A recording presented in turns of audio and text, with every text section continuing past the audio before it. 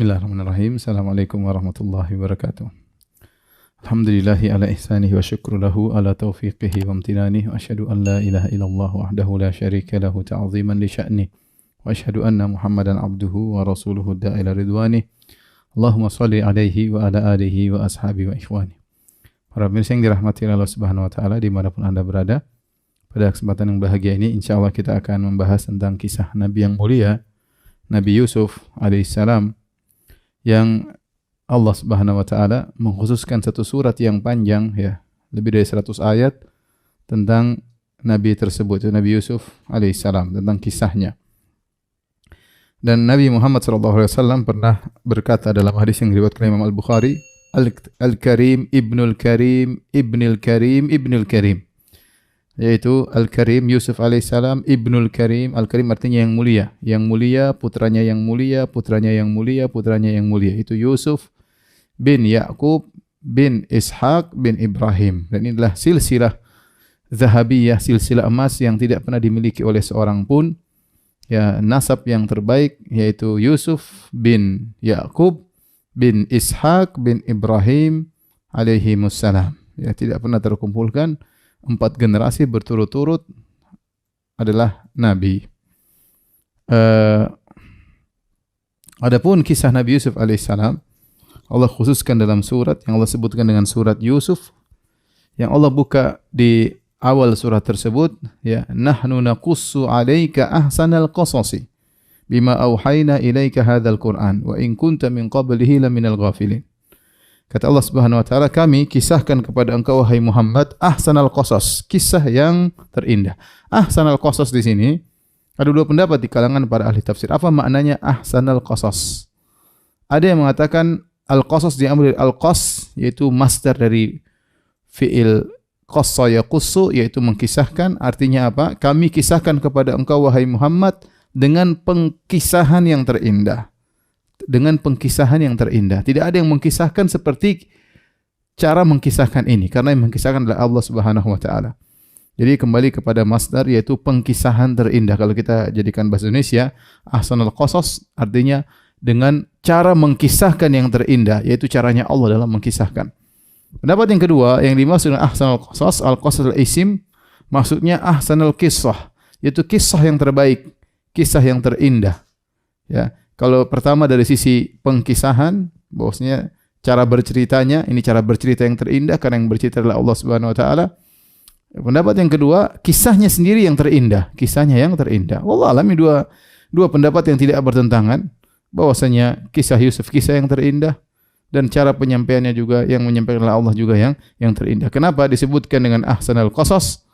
Kata Syekh Abdurrahman bin Nasir As-Sa'di rahimahullahu taala, karena dalam kisah ini Allah Subhanahu wa taala menyebutkan banyak perubahan kondisi, dari satu kondisi menuju kondisi yang lain, dari satu ujian menuju ke ujian yang lain, dari ujian menuju kenikmatan, ya, bagaimana Nabi Yusuf alaihissalam yang diuji, dihasati oleh kakak-kakaknya, dilempar dalam sumur, kemudian dipenjarakan, akhirnya menuju pada kenikmatan. Rangkaian ujian tersebut ternyata hasilnya menjadi kenikmatan, menjadi seorang penguasa di kota Mesir, bendaharawan kerajaan Mesir. Kemudian juga perubahan kondisi dari kehinaan menjadi kejayaan, ya. Tadinya Yusuf alaihissalam budak, ya, dijual oleh kakaknya sebagai budak, kemudian akhirnya menjadi penguasa, ya. Kemudian dari perpecahan menjadi perpisahan, ya. Ya, dari perpecahan dan perpisahan menjadi persatuan, ya. Bagaimana kakaknya tercerai-berai dengan Yusuf, akhirnya dipertemukan kembali oleh Allah Subhanahu wa taala. Dari mana sebelumnya Yusuf terpisah dengan ayahnya Ya'qub alaihissalam, kemudian sekian puluh tahun dikembalikan lagi oleh Allah Subhanahu wa taala. Kemudian dari musim penghijau menjadi musim kemarau, kemudian musim kemarau menjadi musim penghijau kembali. Ya, dari kemakmuran menjadi kesempitan, dari kesempitan menjadi kemakmuran, dari pengingkaran menjadi pengakuan. Sungguh ini perubahan-perubahan kondisi yang Allah sebutkan dalam surat Yusuf ini luar biasa. Makanya inilah di antara sebab kenapa kisah Yusuf disebut dengan ahsanal qasas, kisah yang terindah atau pengkisahan yang terindah. Adapun kisah Yusuf, kalau kita mau bicarakan sangat panjang lebar, kita harus mentafsirkan surat Yusuf. Tapi insyaallah saya akan punya majelis yang lain biiznillah, majelis lain tentang tafsir surat Yusuf. Kita akan menyampaikan dengan terperinci. Namun pada kesempatan kali ini kita ingin menyampaikan secara ringkas aja ya. Adapun Yusuf alaihissalam adalah salah seorang dari putra-putra Yakub. Sebagaimana kita jelaskan pada pertemuan kemarin, Yakub alaihissalam menikah 4 orang ya, 4 orang, yaitu di antaranya Rahil, kemudian Lea, kakaknya Rahil, kemudian dari budak-budak mereka Bilha sama Zilfa. Dari Rahil lahirlah Yusuf dan Binyamin, kakak beradik. Yusuf Binyamin satu ayah satu ibu, saudara kandung. Adapun 10 saudaranya yang lain, maka dari 3 ibu yang lain. Dari 3 ibu yang lain. Dan Yakub alaihissalam sangat sayang kepada Binyamin dan Yusuf, terkhususnya Yusuf. Tidak disebutkan kenapa Yusuf begitu disayang oleh Yakub. Kenapa? Allah alam bisawab, karena Yusuf adalah seorang yang sangat baik, yang berakhlak mulia. Wajar seorang ayah kemudian lebih sayang kepada anaknya yang kemudian soleh, taat, itu wajar, tidak bisa dipungkiri. Sebagaimana anak-anaknya banyak, dia berusaha untuk adil dalam semuanya, tapi namanya rasa sayang tidak bisa dia miliki. Yang memiliki hati adalah Allah Subhanahu wa taala. Sebagaimana Nabi sallallahu alaihi wasallam memiliki istri 11 ya. Kemudian Nabi sallallahu alaihi wasallam berusaha tetap berbuat adil, tapi rasa sayang tidak bisa diatur oleh hati Nabi. Karena yang mengatur hati Nabi adalah Allah Subhanahu wa taala. Dalam hadis diriwayatkan Nabi berkata, "Allahumma hadza qasmi fima amlik, fala talumni fima tamlik wala amlik." Ya Allah, inilah pembagianku yang aku mampu. Masalah nginap, jatah nginap, masalah pembagian nafkah, aku berusaha adil, ini yang aku mampu. Fala talumni, ya Allah jangan kau celah aku fima tamlik wala amlik, pada perkara yang kau kuasai dan aku tidak menguasai. Itu masalah hati. Itu Nabi SAW lebih cinta kepada Aisyah daripada radhiyallahu anha daripada yang lainnya. Sama Nabi Yakub alaihissalam, dia tentu berbuat adil kepada anak-anaknya. Tetapi Yusuf alaihissalam memiliki kelebihan tersendiri ya.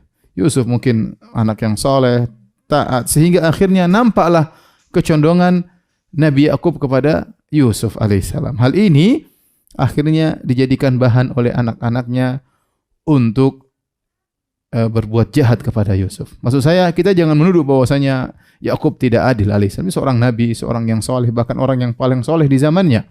Tetapi tadi kecenderungan hati tidak bisa dipungkiri, apalagi anak tersebut baik ya. Misalnya qadarullah kita punya anak misalnya 10, kemudian yang satu soleh, taat, kemudian baik, yang lain kurang ajar, kemudian enggak peduli sama orang tua, ya wajar.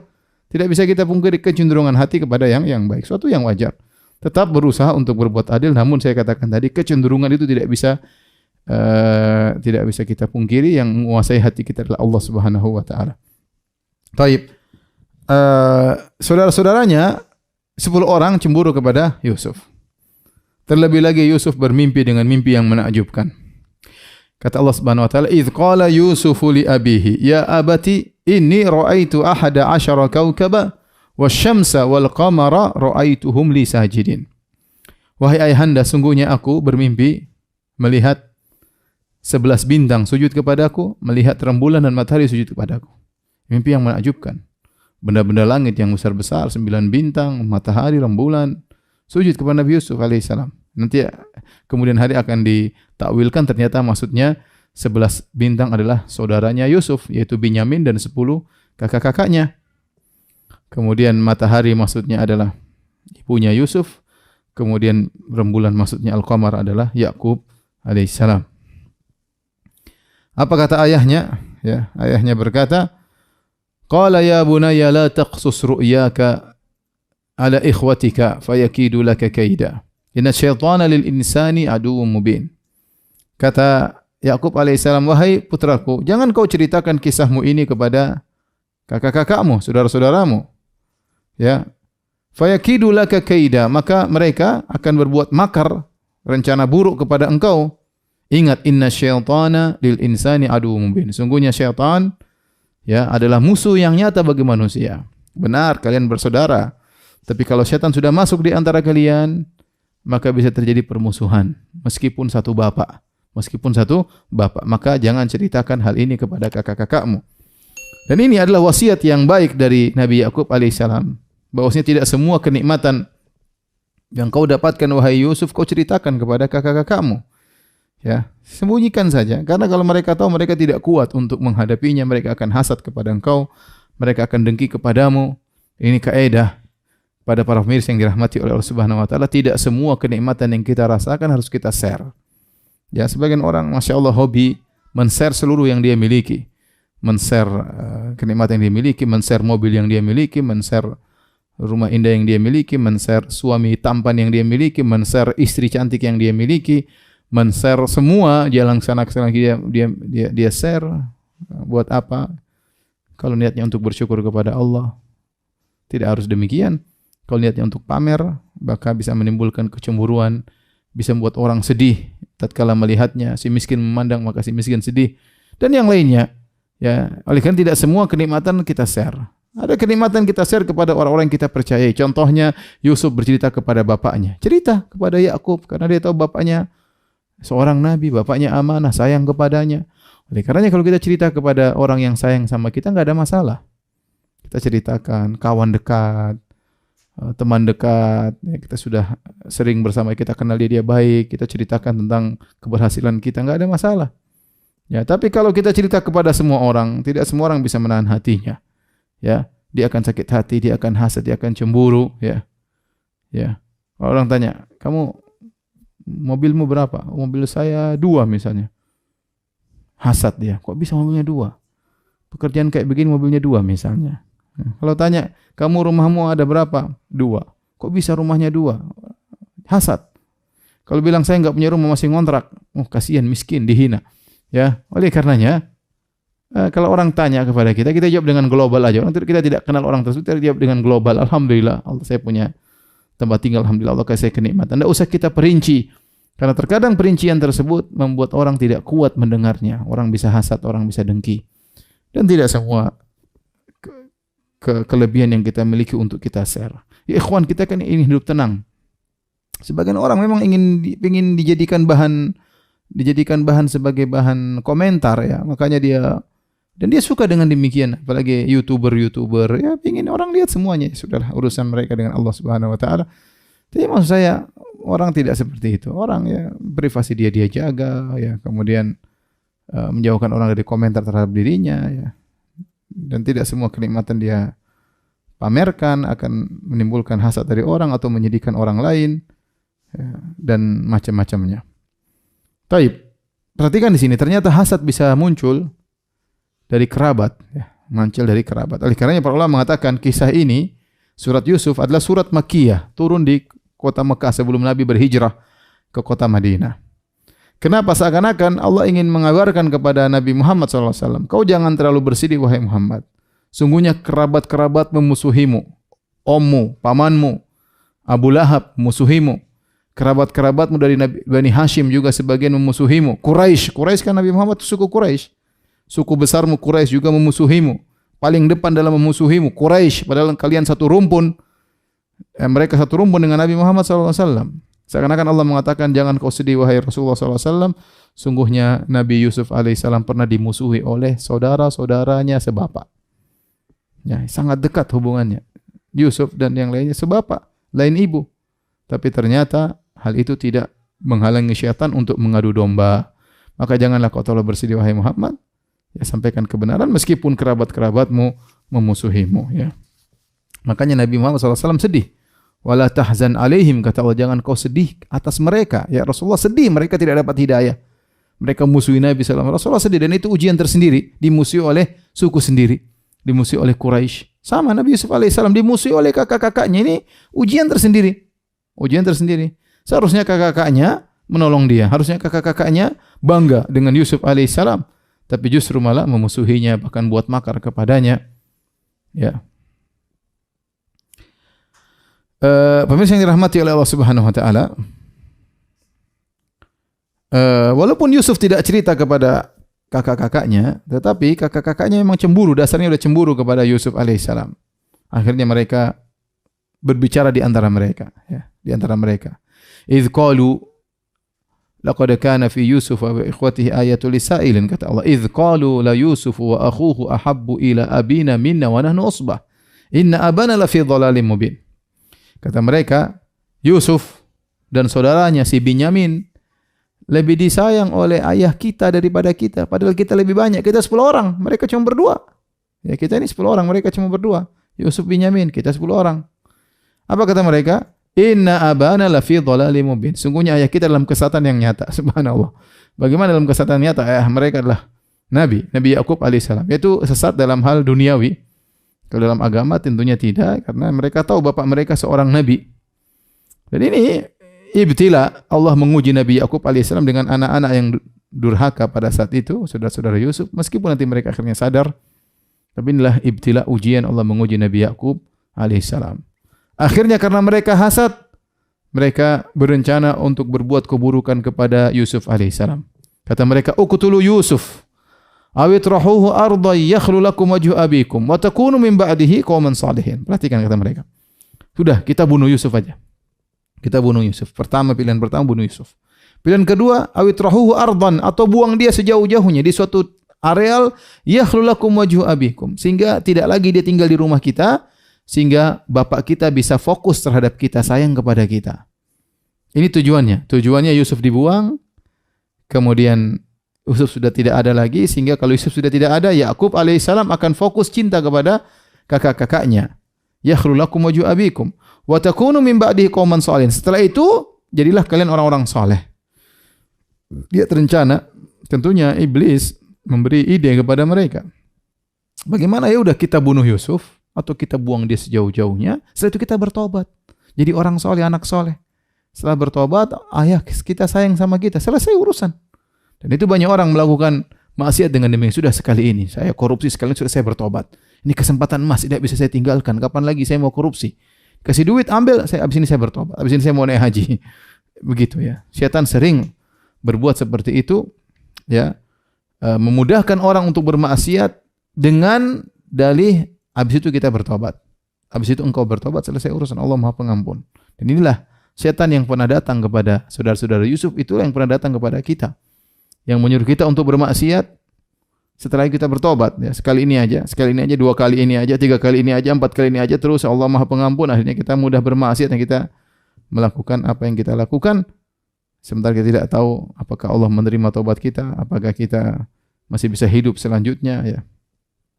Lihat rencana mereka, Yusuf dibunuh atau Yusuf dijauhkan. Setelah itu ayah mereka fokus kepada Yusuf alaihissalam, kepada mereka. Ternyata rencana mereka gagal semuanya. Nanti setelah mereka berhasil mengasingkan Yusuf, Yusuf sudah hilang, dianggap mati. Ayah mereka juga tidak sayang sama mereka. Ternyata Yakub alaihissalam fokusnya kepada Binyamin. Sama saja. Tujuan mereka tidak berhasil. Setan kasih gambaran. Caranya begini.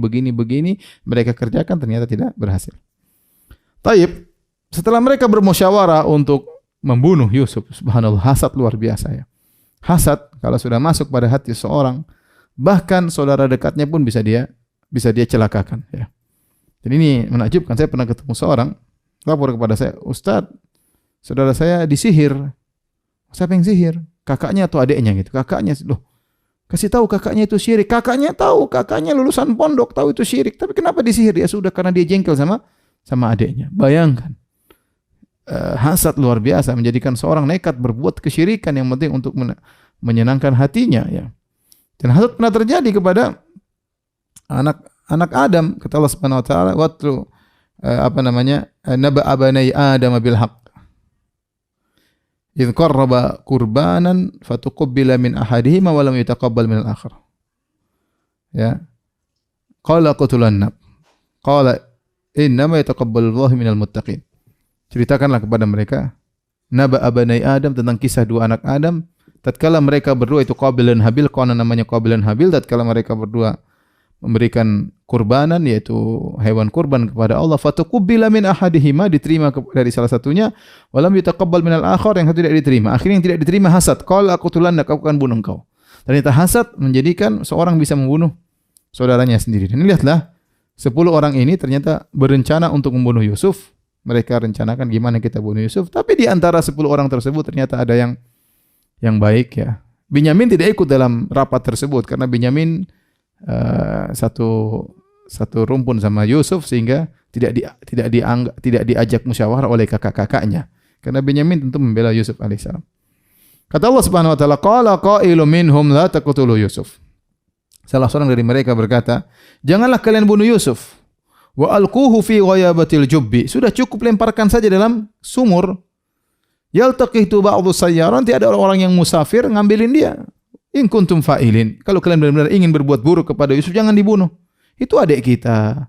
Sudah lempar aja di sumur, nanti diambil oleh para musafirin. Kan tujuan kita yang penting dia jauh, tidak di depan mata ayah kita lagi. Kalau dia sudah enggak ada, ya kita fokus sama kita. Sudah, enggak usah dibunuh, yang penting tujuan tercapai. Ini yang terbaik di antara mereka. Ini orang yang terbaik di antara 10 orang tersebut. Akhirnya mereka jalankan rencananya agar bisa mengasingkan, menjauhkan Yusuf dari bapaknya. Mulailah mereka bersandiwara. Datanglah mereka kepada ayah mereka. Ya abana, ma laka la ta'manna ala Yusuf wa inna lahu lanasihun. Wahai ayahanda, wahai ayah kami, kenapa engkau tidak percaya kepada kami untuk urusan Yusuf? Wa inna lahu lanasihun. Sungguhnya kami sangat ingin kebaikan kepada Yusuf. Nasihun artinya kami ingin kebaikan kepada Yusuf. Mereka menggunakan nun taukid, wa inna lahu lanasihun. Nun taukid, lam taukid. Kalau kita artikan bahasa Indonesia, padahal kenapa ayahanda kau tidak percaya kepada kami untuk urusan Yusuf? Padahal wa inna lahu lanasihun. Kami ini benar-benar sangat ingin kebaikan kepada Yusuf. Arsilhu ma'ana ghadan yarta' wa yal'ab wa inna lahu lahafizun. Ya, biarkan Yusuf pergi bersama kami besok. Ya, di rumah terus bosan, pergi sama kami jalan-jalan dan kami sungguh-sungguh akan menjaganya. Kasih kayaknya rencana baik sama ayahnya. Wahai ayah, udah Yusuf tiap hari di rumah. Udahlah keluar jalan-jalan sama kami. Biar main-main, kami berburu, dia main-main di lapangan, biar menghilangkan kejemuan dan yang lainnya. Ide yang bagus. Apalagi Yusuf masih anak-anak, mungkin suka main-main. Apa kata ayahnya? Inni la yahzununi an tadhhabu bih wa akhafu ay ya'kulahu adh-dhi'bu wa antum anhu ghafilun. Sungguh, aku ini sangat sedih kalian bawa pergi Yusuf. Jadi ayahnya sangat sayang kepada Yusuf sehingga Yusuf sekali tidak dia lihat dia sedih. Karena mungkin Yusuf ini luar biasa baik, mungkin apalagi tampan, sejak kecil sudah nampak ketampanannya. Banyak faktor yang membuat Yakub alaihissalam sangat sayang kepada Yusuf ya. Makanya dia mengatakan, inilah yahzununi. Sungguh aku sangat sedih kalau kalian pergi membawa Yusuf. Ini sebab pertama. Berpisah dari Yusuf aja sehari, beberapa jam sudah buat sedih Yakub. Wa akhafu ayyakulahu dhi'bu, dan yang kedua, aku khawatir dia dimakan oleh serigala. Wa antum anhu ghafilun, sementara kalian akan lalai. Ya. Ini dalil bahwasanya Nabi Yakub tidak tahu ilmu gaib. Dia seorang nabi. Dia manusia terbaik di zaman itu yang masih hidup tatkala itu. Nabi yang paling mulia, yang paling dicintai oleh Allah, namun dia tidak tahu ilmu gaib. Dia tidak tahu kalau bahwasanya kakak-kakaknya ini pada bohong. Dia enggak ngerti. Kalau dia tahu ilmu gaib, kalian bohongin aku. Nah, dan Allah tidak kasih tahu bahwasanya kakak-kakaknya bohong. Kenapa? Karena memang Allah ingin menguji Yakub alaihissalam dengan terpisah dari orang yang dia cintai, Yusuf alaihissalam. Subhanallah, kita kalau renungkan bagaimana para anbiya mereka diuji dengan hal yang mereka cintai. Ya, bagaimana Ibrahim sudah kita ceritakan. Sekarang Yakub terpisah dari Yusuf alaihissalam, ya. Nabi Muhammad sallallahu alaihi wasallam terpisah dari kampung halamannya dan yang lainnya. Wa akhafu an yakulahu dhi'bu wa antum anhu ghafilun. Aku khawatir dia akan dimakan oleh serigala sementara kalian lalai tidak bisa menjaga Yusuf. Apa kata kakak-kakaknya? Qalu la in akalahu dhi'bu wa nahnu usbatun inna idzal la khasirun. Seandainya Yusuf dimakan oleh serigala sementara kita ini 10 orang, wahai ayahanda, inna idzal la khasirun, sungguh perkara yang rugi. Bagaimana tidak bisa lawan serigala? Mungkin 1 orang di antara kita bisa lawan serigala. Apalagi kita 10 orang. Jangan khawatir ayahanda, ingin meyakinkan ayahnya. Kita ini 10 orang ya. Kita satu aja bisa ngelawan serigala, apalagi 10 orang. Akhirnya Nabi Yakub terpedaya oleh mereka dan akhirnya dia pun setuju. Ya silakan bawa Yusuf. Ya dia husnuzon, mungkin kakak-kakaknya.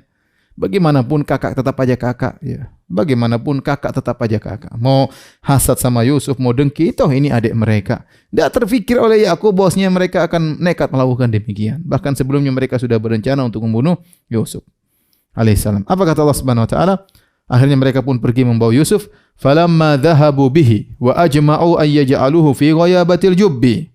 Tatkala mereka pun pergi membawa Yusuf dan mereka sepakat untuk melemparkan Yusuf di dasar sumur.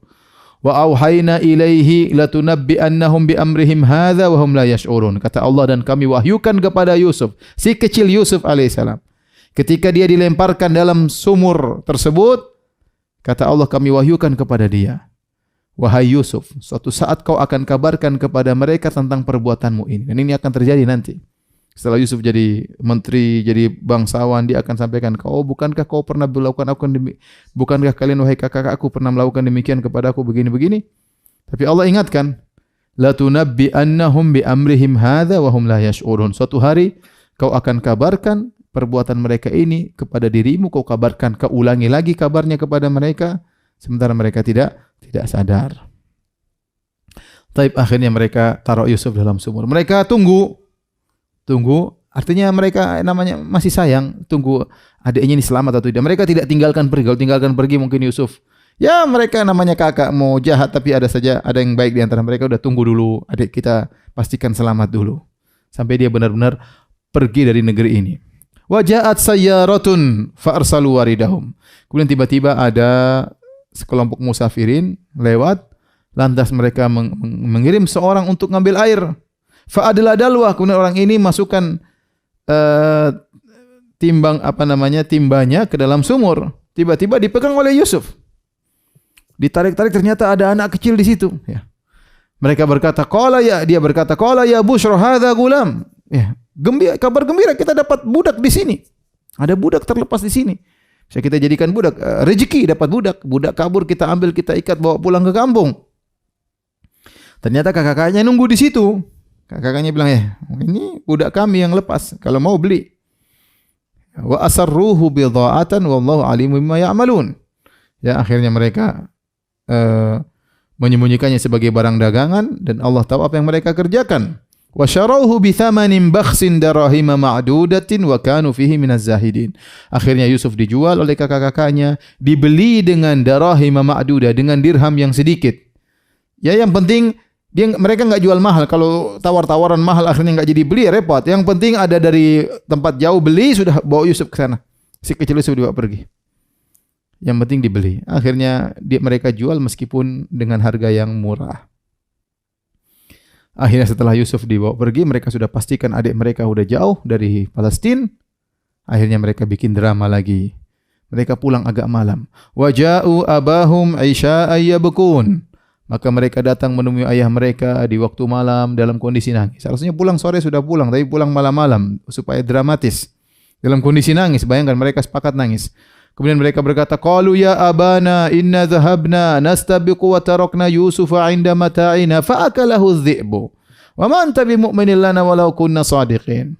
Kata mereka, wahai ayah kami, sungguhnya kami tadi berlomba-lomba dengan 10 orang, lomba panahan, lomba lari, lomba yang lainnya. Wa tarakna Yusufa 'inda mata'ina, kami biarkan Yusuf di tempat barang-barang, kami sedang bermain-main, fa akalahu adh-dhi'bu, tiba-tiba ada serigala makan dia. Namun wahai ayahanda, wa ma anta bimu'minin lana, kau tidak akan percaya kepada kami walau kunna shadiqin, meskipun kami jujur. Masya Allah, dramanya luar biasa. Nangis, kemudian mengatakan kalau kami pun jujur percuma kau tidak percaya. Ya. Untuk meyakinkan bapaknya, waja'u ala qamisihi bidamin kadzib. Ternyata mereka bawa bajunya Nabi Yusuf, kemudian sudah berlumuran darah. Ya. Bukan darah Yusuf tentunya. Kata mereka, ayahanda lihat Yusuf bajunya penuh darah, dimakan oleh serigala. Qala bal sawwalat lakum anfusukum amra. Tapi ayahnya tahu mereka bohong. Qala bal sawwalat lakum anfusukum amran fasabrun jamil. Ya. Sebenarnya hanya dirimu sendirilah yang memandang baik urusan yang buruk tersebut. Fasabrun jamil, tetapi saya hanya bisa sabar dengan sabar yang indah. Allahul musta'anu ala ma tasifun. Allah saja, kepada Allah lah aku mohon pertolongan atas apa yang kalian ceritakan. Artinya ayahnya tidak percaya. Ayahnya tidak percaya dengan tangisan mereka, ya. Ya, ayahnya tidak percaya dengan tangisan mereka. Ayahnya tidak percaya dengan baju yang berlumuran darah, ya. Semuanya di mata ayahnya adalah kedustaan. Kenapa Yakub tidak tahu ilmu gaib? Tadi kita jelaskan Yakub tidak tahu apa yang terjadi, tidak tahu bahwasanya kakak-kakaknya bakalan ngibulin bapaknya, ya. Namun kenapa dia bisa mengatakan bahwasanya kakak-kakak ini berdusta? Ada dua sebab. Pertama, mereka mengatakan bahwasanya Yusuf sudah mati, dimakan oleh serigala. Ya. Yakub menolak berita tersebut. Kenapa? Karena Yusuf sudah cerita bahwasanya akan terjadi suatu kejadian di mana matahari, rembulan dan 11 bintang sujud kepadanya. Artinya dia akan hidup dan bapaknya suatu saat akan sujud kepadanya suatu saat di kemudian hari. Dan itu belum terjadi. Bagaimana kemudian dikatakan sekarang dia sudah mati sementara mimpi tersebut mimpi yang menunjukkan masa depan. Oleh karenanya Yakub mengatakan ini bohong karena Yusuf enggak mati. Karena dia pernah bercerita bahwasanya ada rembulan, matahari dan 11 bintang sujud kepadanya. Ini yang pertama. Yang kedua dilihat dari indikasi kebohongan apa dari baju yang dibawa, bukti yang dibawa. Ternyata baju disebutkan bahwasanya baju Nabi Yusuf tersebut ternyata penuh darah namun tidak terkoyak-koyak. Dan ini indikasi kebohongan. Kalau namanya serigala, tidak mungkin dia makan kecuali baju terkoyak-koyak, robek-robek. Jadi mereka sudah berusaha bohong, tapi miss. Ada satu kesalahan mereka. Baju Nabi Yusuf tidak mereka robek-robek. Jadi ini tanda bahwasanya mereka bohong. Ya. Jadi apa namanya? Mereka mengkambing hitamkan serigala. Mereka mengkambing hitamkan serigala. Serigala yang dituduh. Padahal bara'atu dhi'bi min dami Yusuf ya. Serigala berlepas diri dari darahnya Yusuf. Ya, ada tulisan makalah demikian, bara'atu dhi'bi min dami Yusuf. Serigala berlepas diri dari darah Yusuf. Artinya dia dituduh oleh kakak-kakaknya membunuh Yusuf padahal bukan dia yang membunuh. Tapi Nabi Yakub alaihissalam tahu anak-anaknya ini bohong, tapi dia tidak mencela, tidak maki, tidak marah-marah. Dia hanya mengatakan fasobrun jamil. Subhanallah. Ayah yang luar biasa yang sangat sabar. Dikerjain sama anak-anaknya, dipisahkan dari anak yang paling dia cintai. Ini tingkat durhaka yang luar biasa oleh anak-anaknya. Tapi apa kata Nabi Yakub? Fasabrun jamil. Wallahul musta'anu ala ma tasifun. Hanya kepada Allah aku mohon pertolongan atas kebohongan yang kalian lakukan. Fasabrun jamil. Nah, apa yang dimaksud dengan sabrun jamil? Dalam Al-Quran Allah sebutkan sabrun jamil, hajran jamila, hajrun jamil, kemudian as-safhul jamil. 3. Sabrun jamil, hajrul jamil sama as-safhul jamil. Allah sebutkan dalam Al-Quran. Ya. Wahjurhum hajran jamila. Fasfahis safhal jamil. Yang pertama sabrun jamil, sabar yang indah, berarti ada sabar yang kurang indah. Sabar yang indah itu apa? Sabar yang tidak disertai dengan mengeluh kepada manusia. Seorang yang disebut sabrun jamil, dia sabar, dia hanya mengeluh kepada Allah. Artinya dia berdoa, hanya berdoa kepada Allah, menceritakan penderitaannya kepada Allah, minta solusi dari Allah. Itu namanya sabrun jamil. Adapun orang yang sabar tapi kemudian dia cerita sama orang, curhat sama orang, itu bukan sabrun jamil. Bukan sabrun jamil. Dia curhat kepada orang tentang penderitaan yang dia rasakan. Kata para ulama, seakan-akan dia mencurhatkan Allah kepada orang ini. Seakan-akan dia mengatakan, aduh Allah ini nakdirkan saya enggak benar. Jadi orang kalau curhat hati-hati ya. Seorang kalau ingin sabrun jamil, sudah. Dia bukan, kalaupun cerita sama orang bukan dalam rangka untuk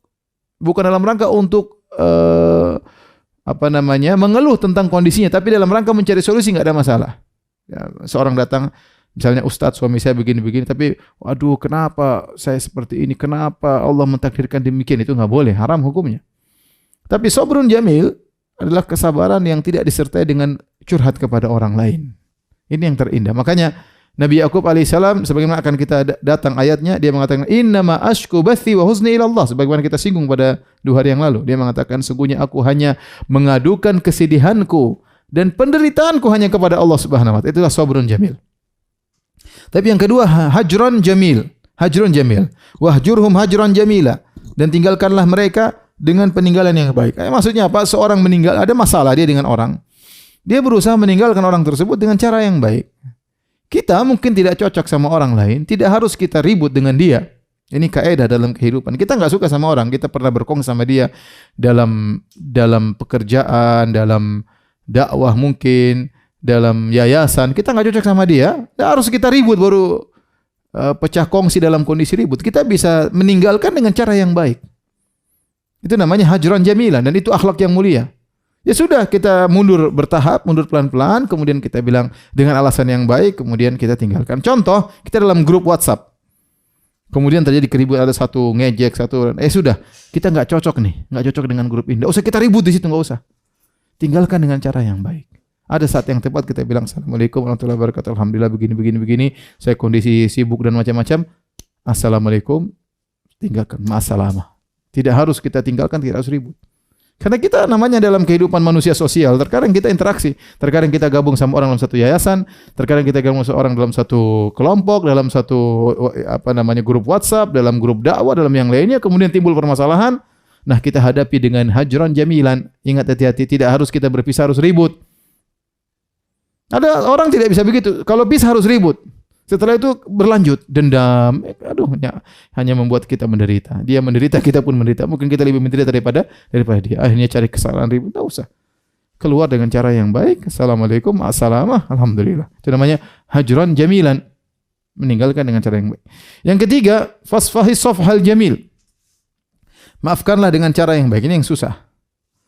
Banyak orang memaafkan tapi dia menggerutu, mencela dan yang lainnya. Ya, kamu brengsek, kamu kurang ajar tapi saya maafkan. Banyak orang seperti itu. Kamu brengsek, kamu kurang ajar, memang kamu brengsek tapi saya maafkan. Tapi kalau safhal jamil, dia enggak ada mencela. Dan itu nanti dipraktikkan oleh Yusuf alaihissalam. La tathriba alaikumul yaum. Nanti akan sampaikan dia mengatakan kepada saudara-saudaranya, tidak ada celaan kepada kalian. Memaafkan tanpa mencela itu berat, tapi itu ibadah. Jadi saya kata ini semua ibadah. Sabrun jamil ibadah. Hajrun jamil ibadah, meninggalkan tanpa ribut ibadah. Antum kira bukan cuma dapat kemaslahatan duniawi, tidak. Itu ibadah. Allah yang suruh. Allah yang suruh. Safhul jamil, meninggalkan, memaafkan tanpa mencela juga ibadah. Kita nasihati boleh. Ya akhi, ente begini lain kali jangan begini. Tapi ente kurang ajar, ente brengsek, ente ternyata busuk, ente ternyata licik, ente ternyata kecut, ente ternyata asem. Repot kalau begitu. Itu namanya bukan safhul jamil. Safhul jamil kita nasihati oke, enggak usah mencela, kita maafkan. Itu ibadah. Ya, Allah perintahkan. Inilah 3 akhlak mulia. Sabrun jamil, hajrun jamil sama safhun jamil, maafkan yang indah. Taib. Akhirnya Yusuf alaihissalam, si kecil Yusuf dijual, akhirnya dibelilah oleh seorang menteri di negeri Mesir yang memiliki seorang istri yang cantik jelita yang konon namanya Zulaikha. Tidak ada hadis yang sahih yang menyebutkan namanya Zulaikha, tapi orang menyebutnya Zulaikha. Kita nyebut saja Zulaikha untuk memudahkan. Tapi sebenarnya kita mengatakan Imra'atul Aziz, istrinya sang menteri. Ya. Ketika dibeli oleh mereka, apa kata sang menteri? Asa an yanfa'ana aw nattakhidahu walada. Semoga ini anak, budak ini kita beli, semoga bermanfaat bagi kita di kemudian hari atau kita jadikan anak angkat. Ini menunjukkan bahwasanya Yusuf kecil, masih kecil waktu dibuang ya. Dibuang dan dibeli oleh mereka. Subhanallah, kebetulan mereka tidak punya anak. Mereka berniat untuk mengangkat Yusuf sebagai anak mereka. Akhirnya Yusuf alaihissalam tumbuh berkembang di rumah tersebut. Subhanallah, dia menjadi seorang laki-laki yang sangat tampan. Tampannya tidak wajar. Tampannya tidak wajar. Ya. Dan dia berbeda, Yusuf dari suku Bani Israel. Adapun penduduk Mesir, ya sukunya lain. Ada yang mengatakan suku Hyksos, ya. Ada yang mengatakan suku Akbat. Intinya sukunya lain. Sukunya lain. Dan sampai akhirnya Yusuf begitu tampan sampai dalam hadis, ya. Nabi ketika Isra Mi'raj, Nabi melihat Yusuf, wajah yang tampan, kata Nabi sallallahu alaihi wasallam, "Waqad u'tiya syatrul jamal." Yusuf diberikan setengah ketampanan. Banyak tafsiran apa maksudnya setengah ketampanan ini, tapi intinya ada yang berpendapat bahwasanya setengah ketampanan manusia diberikan kepada Yusuf alaihissalam. Sangat tampan, ya.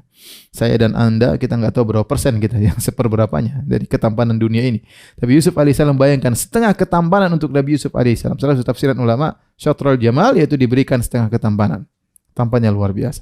Akhirnya istri majikannya ini yang konon namanya Zulaikha, Imra'atul Aziz, akhirnya tertarik kepada Yusuf. Kenapa? Tiap hari ngelihat. Ya. Tiap hari ya sering ketemu, lama-lama tresno, ya kata apa? Lama-lama sayang, kata orang Jawa, ya. Ya, lama-lama ketemu, lama-lama sayang, lama jatuh cinta. Apalagi Yusuf tampannya luar biasa. Allah berfirman, akhirnya suatu hari sang wanita ini pun mulai merayu Yusuf. Ya, tiap hari dia lihat, lama-lama dia jatuh cinta. Kata Allah Subhanahu wa taala, "Wa rawadathu allati huwa fi baitiha an nafsihi wa ghallaqatil abwaba wa qalat hayta lak." Qala ma'adzallah innahu rabbi ahsana mathwaya innahu la yuflihudz zalimun. Maka perempuan tersebut, Imra'atul Aziz, sang wanita, Istri majikan mulailah merayu Yusuf di rumahnya. Dalam rumah dia rayu. Karena Yusuf tinggal sama mereka. Wa ghallaqatil abwab, dan dia pun menutup semua pintu-pintu. Ya. Semua pintu-pintu dia tutup ya. Rumah-rumah gede, rumah besar, banyak pintunya. Atau bisa jadi ini pintu kamar dia tutup, kemudian pintu ruangan kedua dia tutup, pintu ruangan ketiga dia tutup, saking besarnya rumah tersebut ya. Saking besarnya rumah tersebut. Sebagian kita, Masya Allah, rumah pintu cuma ya 2 ya. Pintu masuk, langsung pintu WC ya kan. Rumahnya kecil ya. Kadang pintu WC pun tidak ada pakai horden ya. Sebagian orang, Masya Allah, saya dengar rumah kecil cuma 3x4, situlah tempat tidurnya, tempat dapurnya, kemudian ada WC cuma dikasih kain. Subhanallah. Kita harus banyak bersyukur kepada Allah Subhanahu wa taala. Kita bercerita tentang rumah seorang menteri pembesar di kota Mesir yang rumahnya banyak pintunya. Makanya disebut wa ghallaqatil abwab, maka dia pun menutup pintu-pintu. Entah dia tutup dengan begitu kencengnya atau dia ulang-ulang kuncinya karena banyak pintu harus ditutup. 1 pintu ditutup, pintu kedua ditutup, pintu ketiga ditutup, seterusnya. Dia pasang rencana dengan rencana luar biasa ya. Setelah dia kunci tutup, dia jebak Yusuf. Mungkin disuruh ke kamarnya untuk ngurus apa kek, untuk ngurus apa. Datanglah Yusuf alaihissalam. Ternyata pintu dia kunci semuanya. Kemudian dia berkata, wa qalat haytalak, kemarilah wahai Yusuf. Dia yang merayu. Apa kata Yusuf alaihissalam? Qala ma'adzallah, aku berlindung kepada Allah. Innahu rabbi ahsana maswaya, sungguhnya Tuanku telah berbuat baik kepadaku. Ya, telah memperlakukan aku dengan baik. Innahu la yuflihudz zalimun, sungguhnya tidak akan beruntung orang-orang yang zalim. Perhatikan di sini, saya ingin memberikan gambaran bagaimana beratnya ujian yang dihadapi oleh Nabi Yusuf alaihissalam. Oleh karenanya, para ulama menyebutkan berkumpul ujian yang dihadapi oleh Nabi Yusuf alaihissalam. Ini adalah mangqabah, adalah kemuliaan Nabi Yusuf yang tidak semua orang bisa menghadapinya. Ujian yang berat seperti ini. Ya, perhatikan ya, ujian sangat berat. Bagaimana Nabi Yusuf alaihissalam menghadapinya. Pertama, Ibnul Qayyim menyebutkan dalam kitabnya Al-Jawabul Kafi, ada sekitar 10, kemudian juga disebut oleh Abdurrahman bin Nasir As-Sa'di dalam tafsirnya sekitar 10 ujian. Yang pertama, perhatikan, saya ingin menggambarkan bagaimana ujian berat Nabi Yusuf alaihissalam. Yang pertama, Nabi Yusuf alaihissalam muda. Kita tahu anak muda syahwatnya lebih bergelora daripada yang tua-tua ya. Ya kecuali tua-tua keladi ya. Namun asalnya yang muda lebih bergelora. Oleh karenanya kalau yang muda berzina dengan yang tua berzina, dosanya lebih besar yang tua berzina. Sama-sama dosa besar, tapi yang tua berzina dosanya lebih besar. Waliyadzubillah, ada orang seperti itu, sudah tua masih berzina. Kenapa? Karena faktor dia untuk bermaksiat kecil, lebih kecil. Dia sudah tua, ya. Makanya sebagaimana pernah saya sampaikan pada pertemuan sebelumnya, kata Nabi SAW,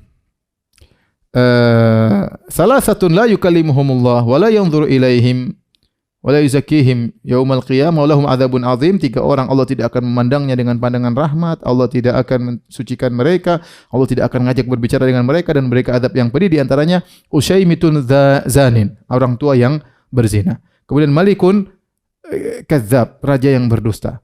Yang ketiga Ailun mustakbir, miskin tapi sombong. Kenapa? Karena 3 ini faktor untuk dia bermaksiat kurang. Bayangkan,